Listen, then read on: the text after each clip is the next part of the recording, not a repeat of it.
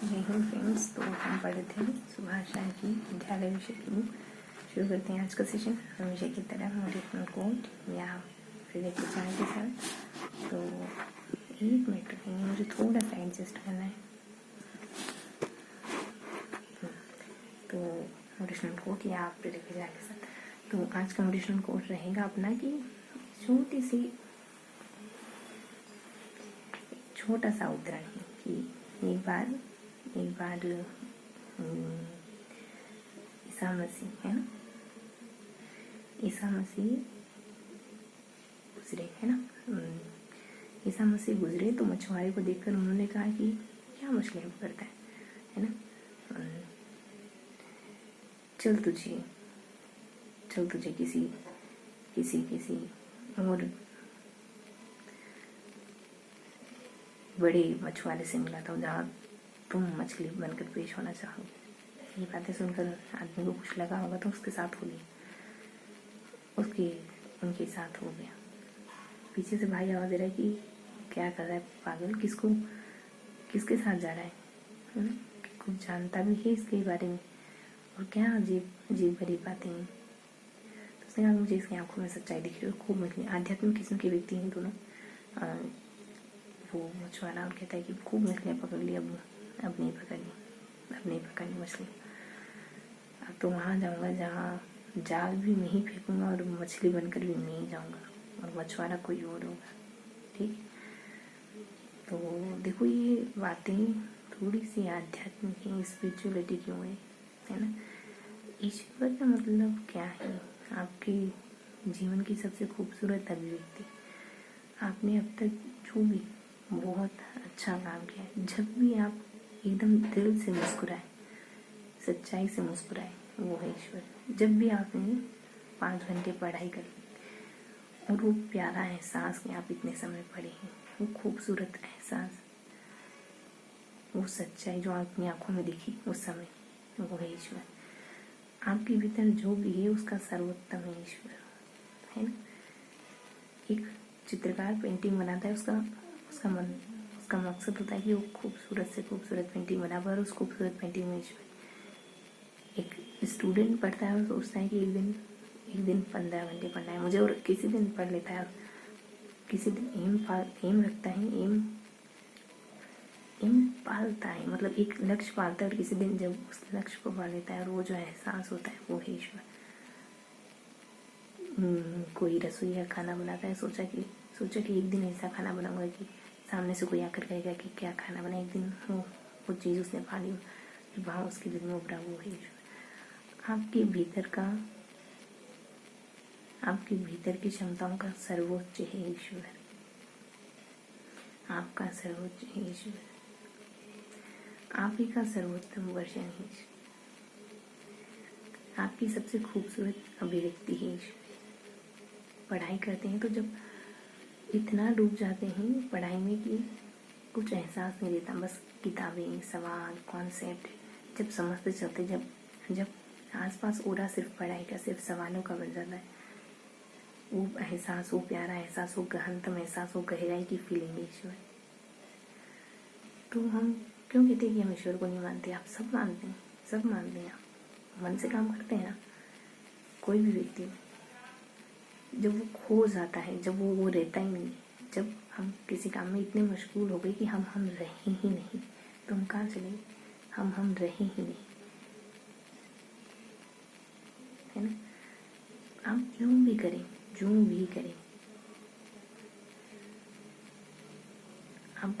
आपका मकसद हमेशा ईश्वर को पाना ही होता है। आप कोई भी काम अच्छे से करना चाहते हैं ना, बहुत अच्छे से, तो बस आपका और हमारा सबका मकसद है, सबका, है ना। शुरू करते हैं आज का सेशन। आज हम 3 पेज पढ़ेंगे मैथमेटिक्स में। 1 मिनट, है ना। तो 3 पेज पढ़ने हमको। यहाँ हम सिर्फ बातें करते हैं, इस वाले सेशन में सिर्फ बातें करते हैं, दिल से खोल के, किसी की चिंता नहीं करते।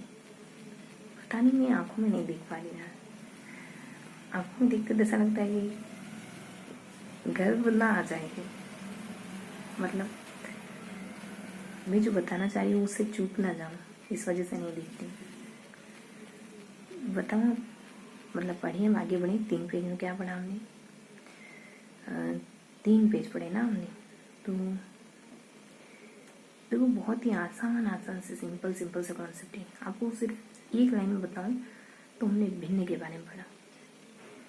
हमने कुछ सहभाज्य, भाज्य, मिश्रित, है ना, और अभाज्य संख्याएं, ये सारे कॉन्सेप्ट पढ़े। एक भिन्न का कॉन्सेप्ट है, एक सापेक्षीय भाज्य संख्याओं का भी कॉन्सेप्ट है, एक मिश्रित संख्याओं का कॉन्सेप्ट है और एक अभाज्य संख्याओं का कॉन्सेप्ट है। ये मोटा मोटी कॉन्सेप्ट है जो आज हमने पढ़े।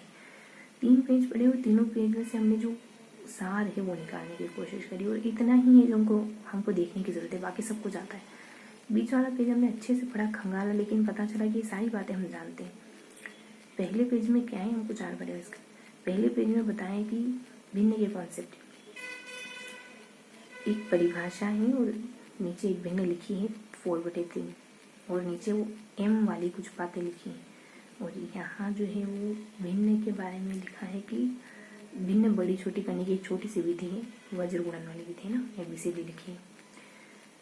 पहली बात तो ये कि जब हल्का सा बता देती हूँ ना आपको, कि जब अंश और हर का अंतर, आपको सुनते जाना है, अंश और हर का अंतर समान होता है और अंश बड़ा होता है तो छोटे अंकों वाली भिन्न बड़ी होती है। इसके रिवर्स कर लेंगे। और m वाले में क्या है कि x/y plus m/n, x/y plus 2m/2n, समांतर श्रेणी चलती है तो m और mn, ये बातें है ना, कभी बड़ा है कभी छोटा है कभी इक्वल है। मैं आपको वो सब बता रही हूँ जो पेज में डिस्क्राइब, पेज वाइज पढ़ना हमारा मकसद है, ठीक है। फिर ये सब है। और वज्र गुणन विधि ABBC है ना, कैसे पता करेंगे दोनों में बड़ी भिन्न कौन सी? ए और सी का गुणा कर लेंगे, B और यहाँ ऊपर दोनों का गुणा कर लेंगे। अगर ये वाला पोर्शन बड़ा है मतलब ये वाली भिन्न बड़ी, समझ गए। हम आते हैं दूसरे पेज में, जल्दी से खत्म करना है। दूसरे पेज में कुछ भी नहीं, तीसरे पेज में छोटे छोटे से कॉन्सेप्ट है। एक ही अपना, देखो ये है ना, मुझे शायद सीधी वाइज तरीके से बताना होगा आपको। यहाँ हम छोटे छोटे से 2 कॉन्सेप्ट और अभाज्य संख्या सारी पढ़ ली थी, 2-3 बार अच्छे से रीड कर ली थी। वो पता चला था कि 100 वाली हमने एक ट्रिक बना ली थी याद करने की, है ना, कि है ना, ये वाली संख्या रिपीट हो रही है, 7 वाली, 1 वाली, 5 वाली, 9 वाली, 3 वाली, 5 वाली नहीं, 3 वाली, 9 वाली, 1 3 7 9, ये वाली संख्याएं ज्यादातर अभाज्य संख्याएं है ना। 1 से लगाकर 500 तक कुछ थोड़ी सी छोटी मोटी ट्रिक बनाई थी और चीज़ों को लिखा था हमने, ठीक है। फिर 2 कॉन्सेप्ट हैं जिसमें हम हल्का सा पढ़ते हैं कि एक 6n कुछ ऐसा था, देखो 12 और 24 और 1, एक तो ये डिजिट थी, यहाँ 2, यहाँ ऊपर है ना मिश्रित संख्या और एक और अ से कुछ था, और नीचे जो है वो सापेक्षीय अभाज्य संख्याओं के बारे में बता रखा था, और नीचे जो है इससे वो एक है ना 6 से विभाजित, मतलब 6 से विभाजित होती है, 6 से भाज्य होती है। हाँ, ऐसा ही कुछ था जिसमें 3, 5 से बड़ी, अभाज्य और 6, ये बातें थी, ठीक है।